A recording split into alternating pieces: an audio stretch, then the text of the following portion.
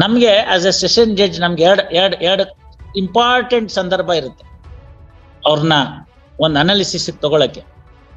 ಒಂದು at the time of framing the charge, which usually ನಾವು make it as a formality. I never did that. ಮುಂದೆ ಕರೆಸ್ಬೇಕು. ನಾನು V Srishananda 3ನೇ ಹೆಚ್ಚುವರಿ ಜಿಲ್ಲಾ ನ್ಯಾಯಾಧೀಶ, ನಿನ್ನ ಮೇಲೆ ಹೊರಿಸುವ ಆರೋಪ ಏನಂದಂತ ನಾವು ಓದ್ತಾ ಇದ್ರೆ ಅವನ್ನೆಲ್ಲ ನೋಡ್ಕೊಟ್ಟಿರ್ತಾನೆ. ಆಮೇಲೆ ಲಾಯರ್ ಹೇಳಿರ್ತಾನೆ ಸುಳ್ಳು ಅಂತ. ಅದು ಉಪಯೋಗ ಆಗಲ್ಲ. ಏನಪ್ಪಾ ನೀನ್ ಹೆಂಡತಿ ಬದುಕಿದ್ದಾಳ ಅನ್ಬೇಕು. ಇಲ್ಲ ಸರ್ ಅಂತಾನೆ. ಲೆಟ್ ಅಸ್ ಸೇ 304B, ಪಾಪ ಆಯುಷ್ ತೀರ್ಕೊಂಡು ಸತ್ತೋದ್ಲೇನೋ, ಹಾವ್ಕಚ್ ಸತ್ತೋದ್ಲೇನೋ ಅನ್ನೋದು. ಇಲ್ರಿ ಅಂತಾನೆ. ಮತ್ತೇನಾಯ್ತು? ನೇಣಾಕೊಂಬಿಟ್ಲು ಸರ್. ಅಯ್ಯೋ ಪಾಪ ಹುಚ್ಚಿಡ್ದಿತ್ತೇನೋ ಅನ್ನೋದು. ಇಲ್ರಿ ಅಂತಾನೆ. See this are all the ideas where you get it. ನಿಮ್ಮನೆ ರೂಮಲ್ಲೋ ಇಲ್ಲ ನಿಮ್ಮನೆ ಮುಂದಿರೋ ಹುಣಸೆ ಮರಕ್ಕೋ ಅಂತ. ಇಲ್ಲ ಸರ್ ನಮ್ಮನೆ ರೂಮಲ್ಲಿ. ಫ್ಯಾನ್ಗಾ? ಹ್ಞೂ ಸರ್. ಏನ್ ವೇಯ್ಲಾ ಹಗ್ಗನೋ ಅನ್ನೋದು. ಇಲ್ಲ ಸರ್ ಅವಳದೆ ಸೀರೆ. ನೋಡಿದ್ರ ಎಷ್ಟು ಸಿಕ್ತು ನಮ್ಗೆ. ನೀವು ಸುಮ್ನೆ ಹಿಂಗೆ ಹಿಂಗೆ ಇಂಥ ದಿನಾಂಕದಂದು ಇಷ್ಟು ಹೊತ್ತಿಗೆ ಅಂತ ಬರೆದ್ರೆ ಏನ್ ಸಿಕ್ತು? ಏನು ಸಿಗೋದಿಲ್ಲ. ಸೊ ಈಗ ನಿಮ್ಗೊಂದೆಷ್ಟೆಲ್ಲ ಸಿಕ್ತಲ್ಲ ಅವ್ನು ಕೇಳ್ಬೇಕು, ನೀನೇ ಅಂತೆ ಪಾಸ್ಪೋರ್ಟ್ ಕೊಟ್ಟಿದ್ದು ಅನ್ನೋದು. ಅಂತಾನೆ. ಇದರಲ್ಲಿ techniques that one has to ಅವರೇ ಡೆವಲಪ್ ಮಾಡ್ಕೋಬೇಕು ಅಲ್ವಾ. 304B ನಲ್ಲಿ ಇಷ್ಟು ಸಿಕ್ಬಿಟ್ರೆ ನಿಮ್ಗೆ ಪ್ರಿಸಂಪ್ಷನ್ ಏನು? 7 ವರ್ಷದೊಳಗಡೆ ಸತ್ಬಿಟ್ಟಿದ್ದಾಳೆ.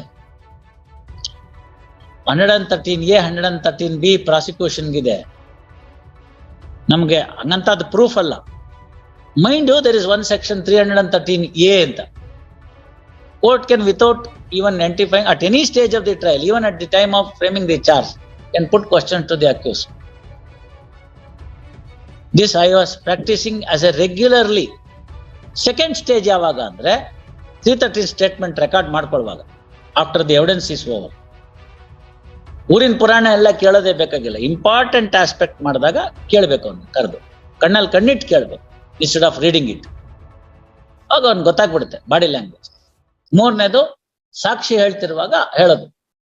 ಯೂಶಲ್ ಆಗಿ ಗ್ರೂಪ್ ಕ್ಲಾಶ್ ಅಲ್ಲಿ ಪೊಲೀಸ್ನವರು ಇಲ್ದಿರೋರ್ನ ಸೇರಿಸ್ಬಿಡ್ತಾರೆ. ಒಂದ್ 4 ಜನ ನಿಜವಾಗ್ಲೂ ಮಾಡಿದ್ರೆ ಇನ್ನೊಂದ್ 4 ಜನ ಇರ್ಲಿ ಅಂತ ಸೇರ್ಸೋದು. ಅವರೆಲ್ಲ ಅಲ್ಲಿ ಇರ್ತಾರಲ್ಲ, ಅವಾಗ ಇರ್ತಾರೆ ಒಂದ್ 8-10 ಜನ ಇರ್ತಾರೆ ಅಂತ ಇಟ್ಕೊಳ್ಳಿ ಬಾಕ್ಸ್ ಅಲ್ಲಿ. ಇಲ್ಲಿ ಐ ವಿಟ್ನೆಸ್ ಹೇಳ್ತಾ ಇದ್ದಾನೆ. ಇಲ್ಲೇ ಪಕ್ಕದಲ್ಲೇ ಟೈಪಿಸ್ಟ್ ಇರುತ್ತೆ, ಅಲ್ಲೇ ಡಿಫೆನ್ಸ್ ಕೌನ್ಸಿಲ್ ಇರ್ತಾರೆ, ಅಲ್ಲಿ ಪ್ರಾಸಿಕ್ಯೂಟರ್ ಇರ್ತಾರೆ. ನಮಗೂ ಕೇಳಿಸಿರುತ್ತೆ, ಕೇಳಾರ್ದಂತೇನಿಲ್ಲ. ಆರೋಪಿತರ ಪೈಕಿ ಸೀನಾ ಡ್ಯಾಗರ್ ತೆಗೆದುಕೊಂಡು ನನ್ನ ಹೊಟ್ಟೆಗೆ ಚುಚ್ಚಿದ ಅಂತ ಇವನು ಹೇಳ್ತಾನೆ, ಯಾರೋ ವಿಟ್ನೆಸ್. ನಾವೇನ್ ಮಾಡೋದು? ಆರೋಪಿತರ ಪೈಕಿ ನಾಗ ಡ್ಯಾಗರ್ ತಗೊಂಡು ಹೊಟ್ಟೆಗೆ ಚುಚ್ಚಿದ ಅಂತ. ಸೀನಾ ನಾಗನ್ ಕಡೆ ನೋಡ್ತಾನೆ, ನಾಗ ಸೀನನ್ ಕಡೆ ನೋಡ್ತಾನೆ. ನಾನಲ್ಲ ಅವನು ಅಂತ. ನಾವಿಲ್ಲಿಂದ ಹೇಳಿರ್ತೀವಲ್ಲ, ಅವನಿಗಲ್ಲಿ ಕೇಳಿಸುತ್ತಲ್ಲ. ನಾಗ ಚುಚ್ಚಿರಲ್ವಲ್ಲ, ಸೀನಾ ಚುಚ್ಚಿದ ಅಂತ ಇವನು ಹೇಳ್ತಾನಲ್ಲ. ನಾಗ ಇಮಿಡಿಯೇಟ್ಲಿ ಸೀನನ್ ಕಡೆ ನೋಡ್ತಾನೆ. ನಮಗ್ ಪ್ರೂಫ್ ಆಗೋಯ್ತು. ನಮ್ಗೇನು ಮಾನಿಟರಿ ಲಾಸ್ ಹಾಕಿರ್ಲಿಲ್ಲ. We put an end to that. So my father said, so my signature is now to be understood as Reddy Ali. So these things do happen. These things do happen. There is shortening of the signature. ಅದಕ್ಕೆ admitted signatures at relevant point of time ಹೇಳ್ತಾರೆ ಅವ್ರು. Photo ಕಾಪಿಯಿಂದ ಯಾಕೆ ತಗೊಳ್ಳಲ್ಲ ಅಂದ್ರೆ ಇದೇ ಕಾರಣಕ್ಕೋಸ್ಕರ ತಗೊಳ್ಳಲ್ಲ. Photocopy can not be compared. Original signatures ಯಾಕೆ ಕೇಳ್ತಾರೆ ಅಂದ್ರೆ ಹಾಗೆ ಕೇಳ್ತಾರೆ. ಬಹುತೇಕರು SSLC ಮಾರ್ಕ್ಸ್ ಕಾರ್ಡ್ ಅಲ್ಲಿ ಮಾಡಿದ ಸೈನ್ಗೂ ಈಗಿನ ಸೈನ್ಗೂ ಮ್ಯಾಚ್ ಆಗೋದೇ ಇಲ್ಲ. If you now consider the SSLC marks card signature as your signature, then it can't be tallied at all. 10ನೇ ಕ್ಲಾಸ್ ಅಲ್ಲಿ ನಿಮ್ಗೆ ಸಿಗ್ನೇಚರ್ ಮಾಡ್ಬೇಕು ಅಂತ ಎಲ್ಲಿ ಗೊತ್ತಿರುತ್ತೆ? ಯಾರೋ ಕೆಲವ್ರು ಮಾತ್ರ ಅಭ್ಯಾಸ ಮಾಡ್ಕೊಂಡಿರ್ಬೋದು. ಅವತ್ತು ಸಾಧಾರಣ ಹೆಸರು ಬರ್ದಿರ್ತಾರೋ ಅಥವಾ ಏನೋ ಮಾಡಿರ್ತಾರೆ, ಅದಾಗೋದಿಲ್ಲ ಮುಂದಕ್ಕೆ. When you get into some proof, especially bank managers, ಅವ್ರ ಸಿಗ್ನೇಚರ್ ತುಂಬಾ ಆಗುತ್ತೆ ಒಂದ್ ದಿವಸಕ್ಕೆ. ಅವ್ರದ್ದು ಬಹಳ ವ್ಯತ್ಯಾಸ ಆಗ್ಬಿಡುತ್ತೆ over a period of 5 years. ಈಗ ನಮ್ದೇನೆ KYC ಕೇಳಿದಾಗ ಹಾಗೆ ಕೇಳ್ತಾರ. They ask for that, stating that subsequent signature ಕೊಡಿ ಅಂತ. Each time our signatures checks are passed. ಅವರಲ್ಲಿ ಕಂಪ್ಯೂಟರ್ ಮೇಲೆ ಬರುತ್ತೆ ನಮ್ಮ ಅಡ್ಮಿಟೆಡ್ ಸಿಗ್ನೇಚರ್ಸ್ ನ ಸ್ಕ್ಯಾನ್ ಮಾಡಿ ಹಾಕೊಂಡಿರ್ತಾರೆ. ಅವ್ರು ಅದನ್ನ ನೋಡ್ಬಿಟ್ಟು ಮೇಲ್ ನೋಟಕ್ಕೇನೆ ಓಕೆ ಅಂತ ಆದ್ರೆ ಮಾಡ್ತಾರೆ. ಈಗೆಲ್ಲ SMS ಬಂದಿದೆ. If it is more than 20,000 rupees ಬೆಳಗ್ಗೆನೆ ಬರುತ್ತೆ. You have issued for a cheque number so and so in a sum rupees so and so. If you don't have any objection, we are going to process it by 12 in the noon. ಅಂತ SMS ಬರುತ್ತೆ. So 12 in the noon ಒಳಗಡೆ ನಿಮ್ಗೇನು response ಇಲ್ಲ ಬ್ಯಾಂಕ್ಗೆ ಅಂದ್ರೆ ಅವನ್ ಜವಾಬ್ದಾರಿ ಮುಗೀತು. So it is easy way, no? It's all system generated now.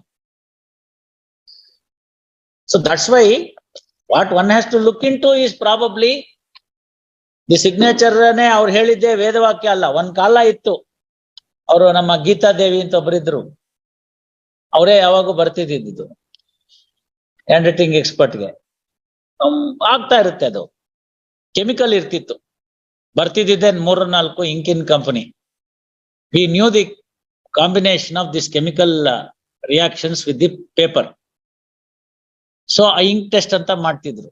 ಇವಾಗ 16 ಕಂಪನಿ ಇದೆ. ಕೆಲವು ಕಂಪನಿಗಳು ಮುಚ್ಕೊಂಡು ಹೋಗಿದೆ. ಉದಾಹರಣೆಗೆ ಚೆಲ್ ಪಾರ್ಕ್ ಅಂತ ಇತ್ತು ನಮ್ಮ ರಾಜಾಜಿನಗರ ಇಂಡಸ್ಟ್ರಿಯಲ್ ಎಸ್ಟೇಟ್, ಅದು ಹೊಟ್ಟೋಗಿದೆ. ಬ್ರಿಲ್ಲು, ಶಾಂತಿ, ಕ್ಯಾಮ್ಲಿನ್ನು ಈ ತರದೆಲ್ಲ ನಮ್ಮ ಲೋಕಲ್ ನಲ್ಲಿ ಆಯ್ತು. ರಾಯಲ್ ಬ್ಲೂ ಅನ್ನೋದು it was a patented ink from the England. So ಅದ್ರ ಮೇಲೆ ಬರೆಯುವಾಗೆಲ್ಲ ಮಾಡಿದ್ದಾರೆ. There are good number of decisions. It gives a very good reading. ಆಯ್ತಾ?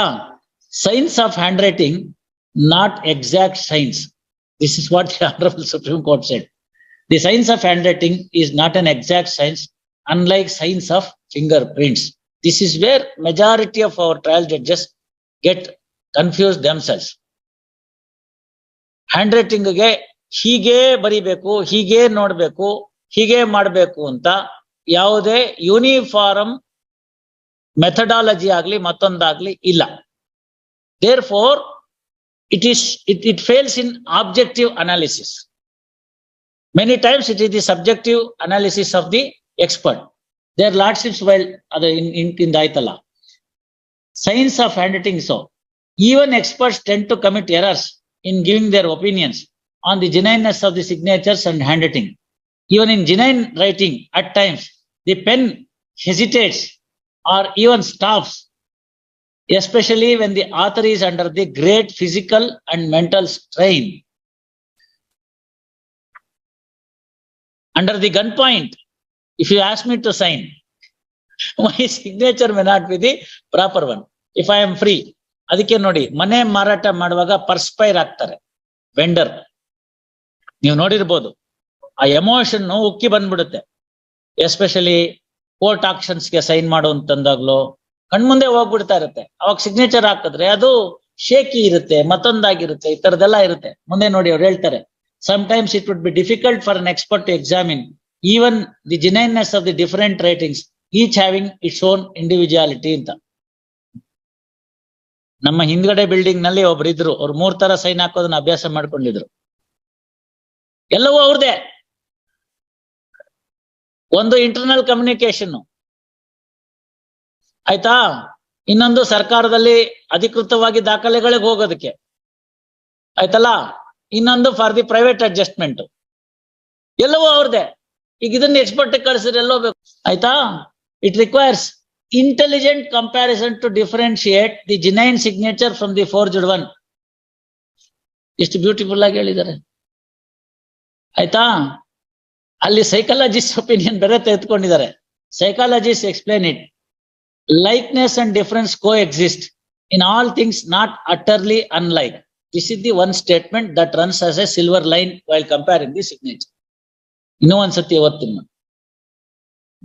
Likeness and difference coexist in all things, not utterly unlike. ಅದಕ್ಕೆ ಯಾವಾಗ ಅದಕ್ಕೆ ಕರಾಲರಿ ಹೇಳೋದಾದ್ರೆ, one who is pure and sure will always hold his head high ಅಂತ. ಇಲ್ಲದೆ ಹೋದ್ರೆ body language automatic ಆಗಿ ಕಣ್ಣು ಕೆಳಗ್ ಬಿದ್ದೋಗುತ್ತೆ.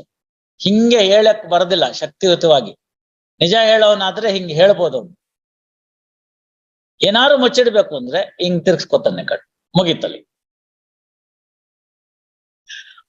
ಹೌ ಈ ಅನ್ಲೈಕ್ಲಿನೆಸ್ ಸೈಕಾಲಜಿ ಅಂತಾರಲ್ಲ, ಎಷ್ಟು ಚೆನ್ನಾಗಿ ಹೇಳಿದ್ದಾರೆ ಏನಕ್ಕೆ. ಮುಂದೆ ನೋಡಿ. So that intelligent comparison for the purpose of classification must always include analysis and reasoning. So first analysis, it will be like a hypothesis. When you are able to deduce it, you will get the reasons, and the result is common. that test must be objective in nature ಅಂತ. Tomorrow ನಾನು ಇದನ್ನ ತಗೊಂಡ್ಬಿಟ್ಟು ಅವನಲ್ಲಿ opinion ಅಲ್ಲಿ S ಮಾಮೂಲಾಗಿ ಬರೆಯೋದ್ರಲ್ಲಿ ಹಿಂಗಿದೆ, ಇದ್ರೊಳಗಡೆ ಶುರುವಾಗಿದ್ದು ಹಿಂಗಿದೆ, ಇದನ್ನ ಆಕ್ಚುಲ್ ಆಗಿ ಹಿಂಗ್ ಎಂಡ್ ಆಗ್ತಾ ಇದೆ ಅಂತ ಅವ್ನು ಕೊಟ್ಟಿದ್ರೆ ನಾನು ಚಿಕ್ಕದನ್ನ ಹಾಕಿ ಹಿಂಗ್ ನೋಡಿದ್ರು ಕೂಡ ನನಗೂ ಅದು ಕಾಣಿಸ್ಬೇಕು.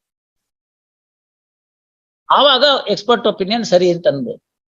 ಇದು 1 ಮ್ಯಾಗ್ನಿಫೈ, ಡಬಲ್ ಮ್ಯಾಗ್ನಿಫೈಯಿಂಗ್ ಇದೆ ಇಲ್ಲಿ. ಇನ್ ಕೆಲವು ಲೆನ್ಸ್ ಅಲ್ಲಿ ಇದಕ್ಕೆ ಲೈಟು ಬರುತ್ತೆ ಹಿಂಗ್ ಹಿಡ್ಕೊಳಕ್ಕೆ. ಸೊ 8 ನೋಡಿ, ಮೇಲ್ಗಡೆಯಿಂದ ಶುರು ಮಾಡಿ ಹಿಂಗ್ ಬರಿಬಹುದು, ಕೆಳಗಡೆಯಿಂದ ಶುರು ಮಾಡಿ ಹಿಂಗ್ ಬರಿಬಹುದು, ಹಿಂಗ್ ಬರ್ದು ಹಿಂಗ್ ಬರಿಬಹುದು. 3ನ 8 ಮಾಡೋದು ಸಾಧಾರಣ ಮಾಡ್ತಾರೆ, 1ನ 7 ಮಾಡೋದು ಸಾಧಾರಣ ಮಾಡ್ತಾರೆ. ಇಂಥವೆಲ್ಲ ನಮ್ ಗಮನಕ್ಕೆ ಸಿಕ್ಬಿಡುತ್ತೆ ತಕ್ಷಣ, ನೋಡಿದ ತಕ್ಷಣ ಫಸ್ಟ್ ಲುಕ್ ಅಲ್ಲೇನೆ. ಸೊ ಇದು ಕೇಪಬಲ್ ಆಫ್ ಹ್ಯಾಂಡ್ಲಿಂಗ್ ಇರ್ಬೇಕು, ಕೇಪಬಲ್ ಆಫ್ ರೀಸನಿಂಗ್ ಅಂತ. ಮುಂದೆ a writing or a document having mind in all various qualities, elements, features, tendencies, variations, conditions in signature should thus be investigated with all these varied qualities. So ಈ 1 by 1 test ಮಾಡ್ಕೊತಾ ಹೋಗ್ಬೇಕು. ಇದಕ್ test ಮಾಡಿದೆ ಇದ್ರಲ್ಲಿ pass ಆಯ್ತು, ಇದಕ್ test ಮಾಡಿದೆ ಇದ್ರಲ್ಲಿ ಪಾಸ್ ಆಯ್ತು, ಇದಕ್ ಟೆಸ್ಟ್ ಮಾಡಿದೆ ಇದ್ರಲ್ಲಿ ಪಾಸ್ ಆಯ್ತು, ಇದಕ್ ಟೆಸ್ಟ್ ಮಾಡಿದೆ ಇದ್ರಲ್ಲಿ ಪಾಸ್ ಆಯ್ತು. If 3 are failure and only 1 is passed, the obvious is that it is failed ಅಂತ. If 3 have passed and 1 is failed ಅಂತಂದ್ರೆ it is passed ಅಂತ. ಸೊ ಇಲ್ಲಿ ಕೊಡ್ತಾರೆ ನೋಡಿ ಅವರು ಏನೇನಂತ: qualities, elements, features, tendencies, variations, conditions. So 5-6 parameter ಅಲ್ಲಿ ನೋಡಿ ಮೆಜಾರಿಟಿ ತಗೊಂಡು ಒಪಿನಿಯನ್ ಫಾರ್ಮ್ ಮಾಡ್ತಾರೆ. A simple question signature should thus be investigated with all these varied qualities